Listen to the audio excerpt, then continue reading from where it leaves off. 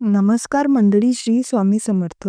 वक्रतुंड महाकाय सूर्यकोटी समप्रभ निर्विघ्नं कुर्मे देव सर्व कार्येषु सर्वदा. ओम गणपते नमः. गणपती बाप्पा हे प्रथम पूजनीय दैवत आहेत. कुठलेही काम करताना प्रथम गणपती बाप्पाची जर आपण पूजन केले, मनापासून प्रार्थना केली तर सर्व संकटे दूर होतात आणि ते काम सुद्धा पूर्णत्वास जातं. एवढेच नाही तर देवी देवतांच्या पूजनाला सुद्धा प्रथम गणपती बाप्पांचंच पूजनाने सुरुवात करावी लागते. यंदा 22 जानेवारी रोजी गणेश जयंती आहे आणि या दिवशी श्रद्धेने आणि भक्तिभावाने आपण भगवान श्री गणेशांची उपासना आणि उपाय केल्यास आपल्या जीवनात सुख आणि समृद्धी समाधान प्राप्त होणार आहे. आजच्या या व्हिडिओमध्ये आपण जाणून घेणार आहोत माघी श्री गणेश जयंती महत्त्व, पूजन तसेच पूजेचा त्या दिवशी शुभ मुहूर्त कुठला असणार आहे, या दिवशी राहुकाळ कोणत्या वेळेत असणार आहे आणि सगळ्यात महत्त्वाचं, या दिवशी गणेश बाप्पाचा अभिषेक कशा प्रकारे करायचा आहे, स्तोत्र मंत्र कसे पठण करायचे आहेत, तसेच नैवेद्य आणि अजून एक गोष्ट ती म्हणजेच काय, तर या दिवशी आपल्याला गणपती बाप्पाच्या म्हणजेच जन्मोत्सवाच्या दिवशी अत्यंत प्रभावी उपाय व सेवा काय करायच्या आहेत. चला तर मग विघ्नहर्ता श्री गणेशाला वंदन करून सुरुवात करूया. आपल्या आजच्या या नवीन व्हिडिओला तर व्हिडिओ शेवटपर्यंत पाहायला विसरू नका. श्री गणेश लहरी ज्या दिवशी प्रथम पृथ्वीवर आल्या, म्हणजे ज्या दिवशी श्री गणेशांचा जन्म झाला, तो दिवस होता माघ शुद्ध चतुर्थी. तेव्हापासून गणपतीचा आणि चतुर्थीचा संबंध जोडला गेला आहे. माघ शुद्ध चतुर्थी ही श्री गणेशांची जयंती म्हणून साजरी केली जाते आणि या तिथीचे वैशिष्ट्य म्हणजे या तिथीला श्री गणेशाचे तत्व हे नेहमीच्या तुलनेत एक सहस्रपटीने कार्यरत होतात. म्हणून या दिवशी आपण मनापुरती उपाय नामस्मरण नक्कीच करू शकतो, ज्यामुळे आपल्याला दुप्पट लाभ प्राप्त होऊ शकतो. तर पंचांगानुसार यावर्षी माघ शुक्ल चतुर्थी तिथी गुरुवारी 22 जानेवारीला पहाटे 2:47 सुरू होणार आहे व शुक्रवारी 23 जानेवारीला पहाटे 2:28 समाप्त होणार आहे. त्यामुळे उदय तिथीनुसार 22 जानेवारीला गुरुवारी गणेश जयंती साजरी होणार आहे. आता गणपती बाप्पांच्या पूजेचा शुभ मुहूर्त काळ कोणता आहे ते आपण पाहूया. तर या दिवशी 22 जानेवारी 2026 या दिवशी गुरुवारी पूजेचा शुभ मुहूर्ताचा काळ जो आहे तो 2 तास आहे 8 मिनिटांचा असणार आहे. 2 तास 8 मिनिटांचा असणार आहे. तसेच राहू काळ देखील असणार आहे, पण तो केव्हा सुरू होतो ते आपण पुढे जाणून घेऊ. पण त्या अगोदर श्री गणेशांची पूजा कशी करावी ते प्रथम जाणून घेऊया. तर श्री गणेशाची पूजेला आरंभ करण्यापूर्वी आपण प्रथम प्रार्थना करावी, म्हणावे, हे श्री गजानना, या पूजा विधीद्वारा माझ्या अंतःकरणात तुझ्या प्रती भक्तिभाव निर्माण होऊ दे. या पूजा विधीतून प्रक्षेपित होणारे चैतन्य तुझ्या कृपेने मला अधिकाधिक ग्रहण होऊ दे आणि त्यानंतर श्री गणेशाचा अभिषेक करावा. अभिषेक पाण्याने करावा. तसेच अभिषेक करता वेळेस 11 वेळा ओम गणपते नमः म्हणावे. त्यानंतर 11 वेळा ओम गणपते म्हणत दही, तूप, साखर म्हणजे पंचामृताने अभिषेक करावा. त्यानंतर परत 11 वेळा पाण्याने अभिषेक करावा किंवा अभिषेक 1 वेळा किंवा 11 वेळा अथर्व शीष म्हणून किंवा केला तरी चालेल. नंतर मूर्ती स्वच्छ पुसून एका लाल वस्त्रावरती श्री गणेशांची मूर्ती थोडेसे तांदूळ ठेवून स्थापित करावी. त्यानंतर श्री गणेशाला अनामिका या बोटाने गंध लावावा. त्यानंतर एक लाल फूल 11 दुर्वांची जोडी मनोभावे अर्पण करावी. चंदन, केवडा, चमेली या श्री गणेशाला अतिप्रिय अगरबत्ती आहे. यापैकी कुठलीही एक अगरबत्ती लावावी, धूप लावावा. बघा, आपण गणपती बाप्पांना सेपरेट पाटावर ठेवून देखील पूजा करू शकतो किंवा तुम्ही जिथे देवघरात गणपती बाप्पा ठेवता तेथे देखील अशी पूजा करू शकता. त्यानंतर गणपती बाप्पांना प्रदक्षिणा घालणं शक्य असेल तर आवर्जून प्रदक्षिणा घाला.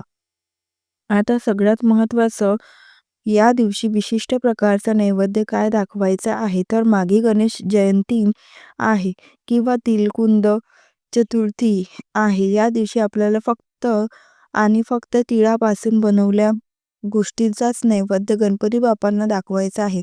तिळाने बनवलेला नैवेद्याचा या दिवशी मान असणार आहे.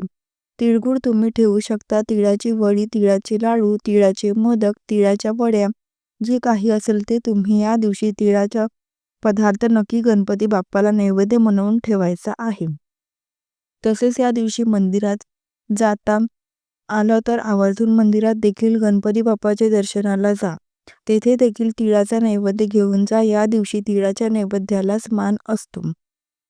सर्वप्रथम उच्चिष्ट गणपती यांचे पूजन करावं. म्हणजे काय तर आपल्या जीवनात कुठेतरी न्यूनता आहे किंवा आपल्या इच्छा अपूर्ण राहिल्या आहेत असं वाटणे याला उच्चिष्ट असं म्हटलं जातं. या गणेशाच्या पूजनाने आपल्या सर्व इच्छित गोष्टींची पूर्तता होते असे म्हटलं जातं. त्याचप्रमाणे कर्जमुक्ती, दारिद्र्य, आर्थिक आणि व्यावसायिक उन्नती, लक्ष्मी प्राप्ती, त्याचबरोबर आलेल्या संकटाचा योग आणि विनयोग या गोष्टी उच्चिष्ट गणेशाच्या साधनेतून साध्य होतात. म्हणून सर्वसाधारणपणे कोणत्याही बुधवार किंवा श्री गणेश चतुर्थी दिवशी गणपती बाप्पांची साधना करणे अतिशय शुभ मानलं जातं.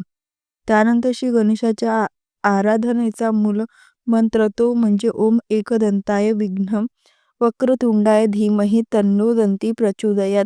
संकटात सापडलेल्या भक्ताला विघ्नमुक्त करणं हा या श्री गणेशांचा महामंत्र आहे.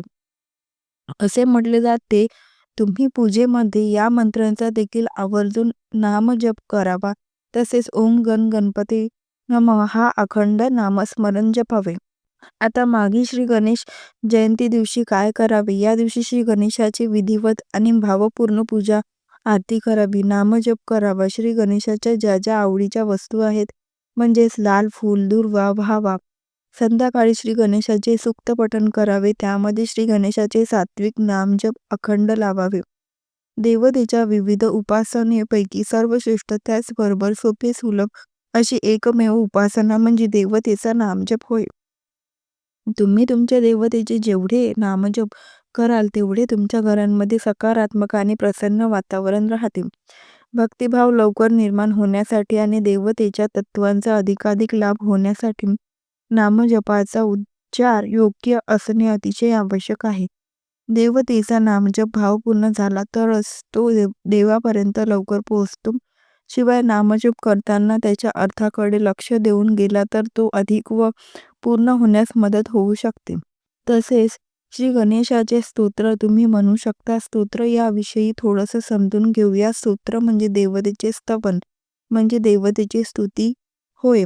स्तोत्र पठण केल्याने पठण करणाऱ्या व्यक्तींभोवती सूक्ष्म स्तरावरील संरक्षण कवच निर्माण होऊन तिचं अनिष्ट शक्तीपासून रक्षण होतं. श्री गणेशाची 2 स्तोत्रे सर्वांना परिचित आहेत. एक म्हणजे संकटनाश स्तोत्र आणि दुसरं म्हणजे गणपती अथर्व शीर्षम. हे श्री गणेशाचे स्तोत्र आहे.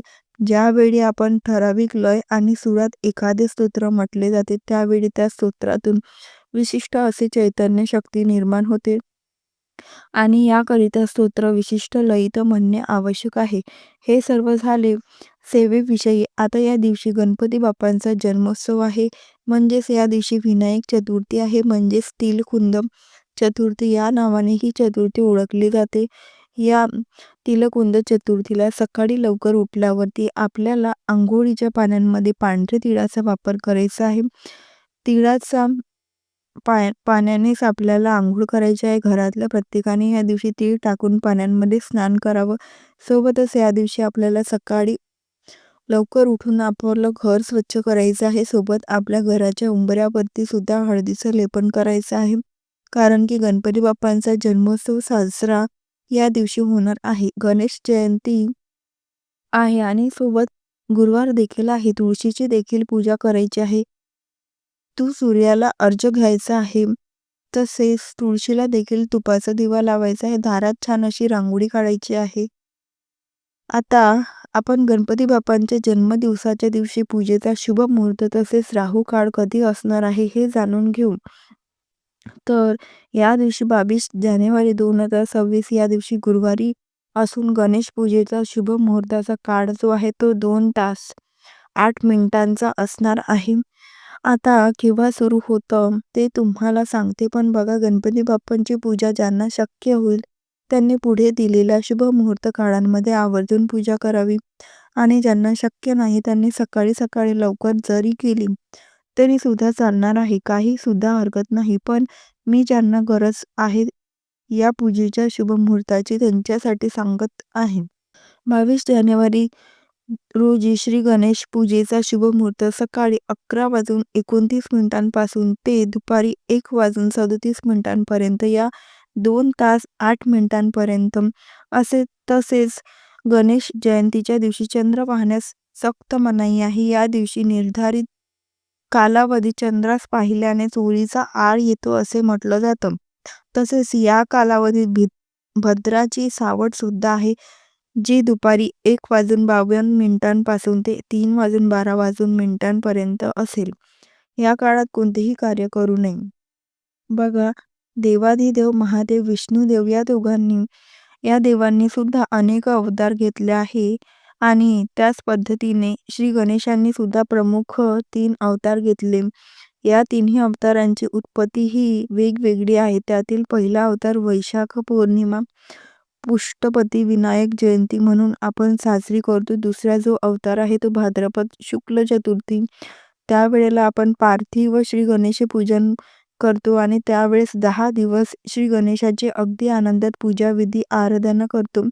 आता तिसरा जो आहे अवतार तो अतिशय महत्त्वाचा आहे बघा, तो म्हणजे माघ चतुर्थी, म्हणजेच आपण माघी गणेश उत्सव आता सध्या 22 जानेवारीला आलेला आहे. त्यावेळेस आपण माघी गणेश जयंती अतिशय आनंदाने साजरी करतो.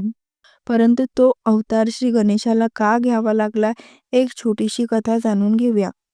स्कंद पुराणाप्रमाणे माघ शुक्ल चतुर्थीला गणपतीने विनायक रूपात जन्म घेऊन नरांतक नावाच्या राक्षसाचा वध केला. या असुराचा वध करण्यासाठी श्री गणेशाला हा अवतार घ्यावा लागला. हा महाभयंकर राक्षस होता आणि याचा राक्षसाला मारण्यासाठी गणपती बाप्पांना काश्यप ऋषी माता आदितींच्या पोटी विनायक रूपात अवतार घ्यावा लागला. याचा उल्लेख स्कंद पुराणात स्पष्ट सांगितलेला आहे. त्याचा अवतारांची म्हणजेच गणपती बाप्पांच्या विनायक रूपातील अवताराची पूजा करण्यासाठी, स्मरण करण्यासाठी शेकडो वर्षापासून हा गणेश उत्सव साजरा केला जातो. आजही असे म्हटले जाते की गणेश चतुर्थीच्या दिवशी श्री गणेश तत्वांच्या लहरी सर्वात आधी पृथ्वीवर आल्या आणि म्हणून हा इतका दिवस महत्त्वाचा आहे. या दिवशी गणपती बाप्पांच्या भक्तांनी जर खरंच मनापासून भक्ती केली तर अखंड जीवनातील संकटे दूर करण्याची ताकद आपल्याला या दिवशी मिळते. आता आपण श्री गणेश जयंतीचे अगदी फलदायी फक्त 3 प्रभावी उपाय पाहूयात. तिसरा खूप प्रभावी उपाय आहे. 1. श्री गणेशाची पूजा विधीनंतर जवसाच्या तेलाचा दिवा विशेष करून शिवशक्ती या 2 मातींचा दिवा मनोभावे प्रज्वलित करावा आणि ओम गण गणपती नमः या मंत्रांचा 108 वेळा जप करावा. यामुळे आपल्या घरांमध्ये सुख, शांती, समृद्धी प्राप्त होते. तसेच मुलांचे लक्ष आणि एकाग्रताही वाढते. प्रत्येक व्यक्तीला मानसिक शांती प्राप्त होते. हा उपाय अत्यंत प्रभावी म्हटला गेलेला आहे, कारण जवसाचं तेल हे चंद्राशी संबंधित मानलं गेलं आहे आणि या गणेश जयंतीला मुलांना आवर्जून पूजेला बसवावे व त्यांच्याकडून स्तोत्र पठण जरूर करून घ्यावे. जर मुलं लहान असतील तर त्यांना ऐकायला सांगावे. 2. माघी गणेश जयंती दिवशी आपल्या मुलांची प्रगती व्हावी, आपल्या मुलांना पाहिजे ते नोकरी मिळावी, करिअरमध्ये यश मिळावं, असलेल्या नोकरीत प्रमोशन मिळावं, यासाठी आपल्याला 21 हिरवे मूग घ्यायचे आहेत. एक छोटीशी वाटी घ्यायची आणि त्यामध्ये हे 21 मूग ठेवायचे आणि एक एक मूग उचलून ओम गण गणपती नमः या मंत्रांचा जप करायचा आणि श्री गणेशाला तो मूग व्हायला असे 21 वेळा करायचा आहे.